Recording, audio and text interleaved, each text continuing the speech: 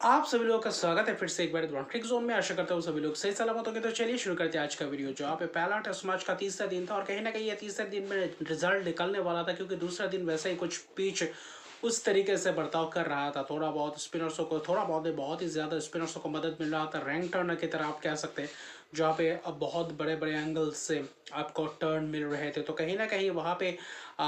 दक्षिण अफ्रीका भी कहीं ना कहीं जूझ रहे थे उनके जब बल्लेबाजी चल रहा था दूसरे इनिंग्स में। लेकिन बबूमा एक छोर को संभाल कर रखा था और बबूमा ने कहीं ना कहीं उनका क्लास इनिंग्स दिखाते हुए नजर आए। और कहीं ना कहीं कप्तान ने पारी को संभाल कर रखा था कि किस तरीके से कुछ थोड़ा बहुत फाइटिंग टोटल तक पहुंचाया जाए। कल के मुकाबला जब खत्म हुआ था 93 रन पे 7 विकेट गिर चुके थे, जहां पे सिर्फ 60 रन की ही लीड थी, 63 रन की लीड थी और हाथ में सिर्फ थे 3 विकेट। तो वहां पे भारतीय टीम के पास मौका था कि 100 के अंदर किस तरीके से विकेट चटका पाए और टोटल 100 से ज्यादा ना हो टारगेट। और वहां पे उसी फिराक में उतरे तो थे, लेकिन आज सुबह की शुरुआत की आज 30 गेंदबाजों से शुरुआत नहीं किया। जडेजा और कहीं ना कहीं आपने अक्षर पटेल से शुरुआत करवाया। और वहां पे सबसे दिलचस्प बात यह थी कि आप शुरुआती शर्त में करीबन ये 3 दिनों की अगर मैच की बात करें, पहले 40-45 मिनट में विकेट से नहीं ले पा रहे थे और उसके बाद जब 40-45-50 मिनट जाते हैं मैच शुरुआत सुबह के सेशन में, उसके बाद कहीं ना कहीं पिच अच्छी तरीके से बर्ताव करते हुए नजर आते हैं। वहां पे विकेट चटकाने में मौका मिलता है। तो वहां पे आप थोड़ा बहुत तेज गेंदबाजों से यानी कि बुमराह से शुरुआत करवा सकते थे एक एंड से 2-3 ओवर के लिए और फिर कहीं ना कहीं बदलाव कर सकते थे। तो वहां पे मुझे लगता है थोड़ा बहुत चूक हुआ ऋषभ पंत द्वारा, क्योंकि स्टैंड बाय कप्तान थे तो उन्होंने यह डिसीजन लिया है। और वहीं पे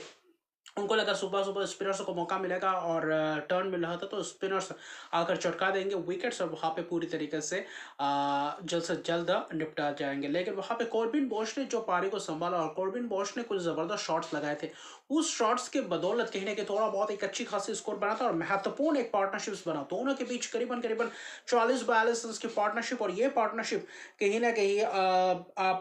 कह सकते हैं 44 रन की पार्टनरशिप जो था कप्तान बबूमा और कॉर्बिन बॉच के बीच, वो पार्टनरशिप बहुत ही महत्वपूर्ण था। क्योंकि आप कहीं ना कहीं अगर आप देखते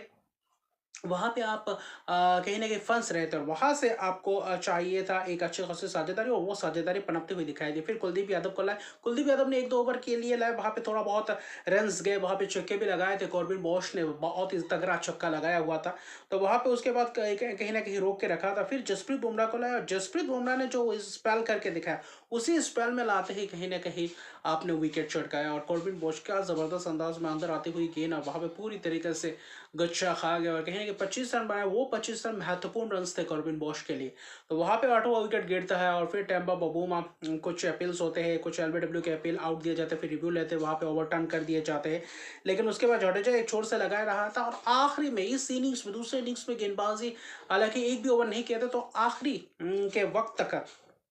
लंच से ठीक पहले अगर आप बात करें तो वहां पे मोहम्मद सिराज को गेंदबाजी थमाई था और मोहम्मद सिराज ने वो पहले जो स्पेल किया तो पहले स्पेल में कहीं ना कहीं निपटा दिया। वहां पे 2 ही ओवर किया और दूसरे ओवर में आकर 2 विकेट चटका गए। जहां पे आपके एक था कहीं ना कहीं साइमन हार्मर तक क्या खूबसूरत अंदाज में छोड़ने गए और वहां पे आकर ऑफ स्टंप के बाहर गिरा और सीधा टॉप ऑफ स्टंप को स्टंप कहीं ना कहीं वहां पे तोड़ दिया। और फिर क्या, फिर Keshav Maharaj full length delivery और वहां पे एलबीडब्ल्यू के शिकार होते हुए नजर आए और फिर से 153 पे ऑल आउट हो जाता है। लेकिन सबसे महत्वपूर्ण बात है इस मैच में सबसे ज्यादा रन टेम्पा बबूमा, जिन्होंने 55 रन बनाए, नाबाद है कप्तान अर्षित की पारी और बहुत ही महत्वपूर्ण ये पारी खेल गए। और कहीं ना कहीं आपके पास 2 विकेट कुलदीप यादव, 4 विकेट रविंद्र जडेजा। और हालांकि रविंद्र जडेजा पंजा की कोशिश में थे लेकिन आखिर में पंजा हासिल नहीं कर पाए, लेकिन सिराज आखिर में आकर 2 विकेट चटका कर ले गए। यानी कि आज तीनों विकेट्स तेज गेंदबाजों ने चटकाए भारतीय टीम की तरफ से। लेकिन आप लीड ले चुके थे, 153 पे ऑल आउट हो गए थे, लेकिन लीड था 123 रन यानी कि 124 रन के टारगेट। और कोलकाता में अगर बात करें तो 117 से ज्यादा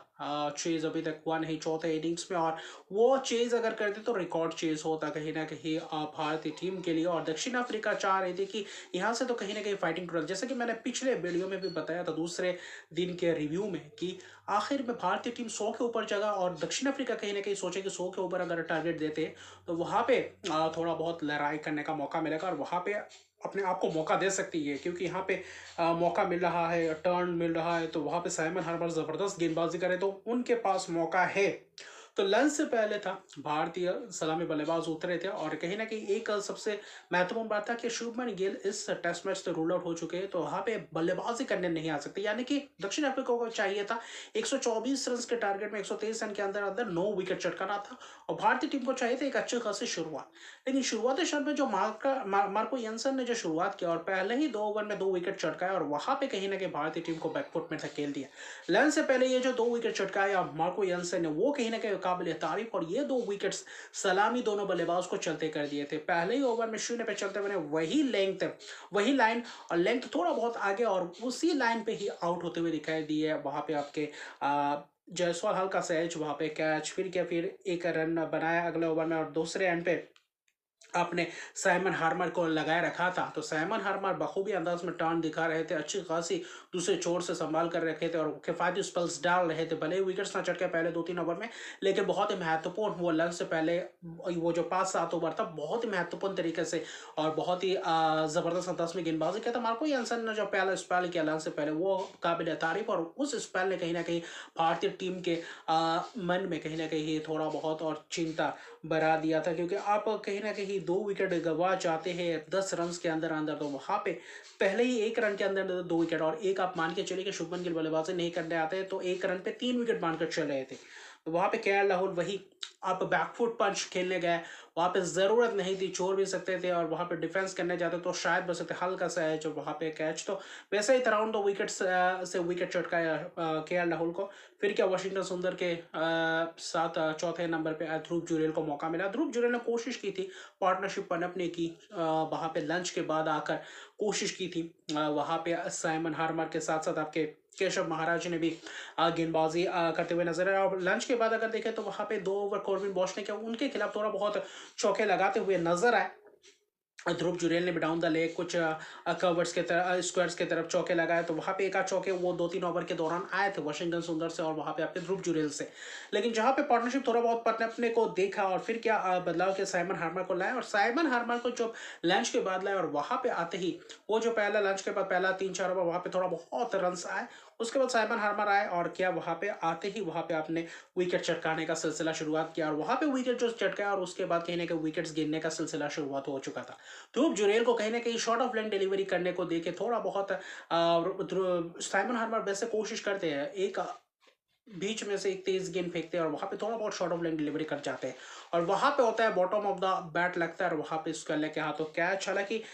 सिर्फ और सिर्फ अगर आप देखें तो ध्रुव जुरेल जिनसे उम्मीदें थी 13 रन बनाकर चलते बने, यही साइमन हार्मर का ही शिकार हुआ थे पहले इनिंग्स में। फिर ऋषभ पंत आते हैं, ऋषभ पंत भी कुछ खास नहीं, 2 रन बनाते हैं और कॉटन बोल्ड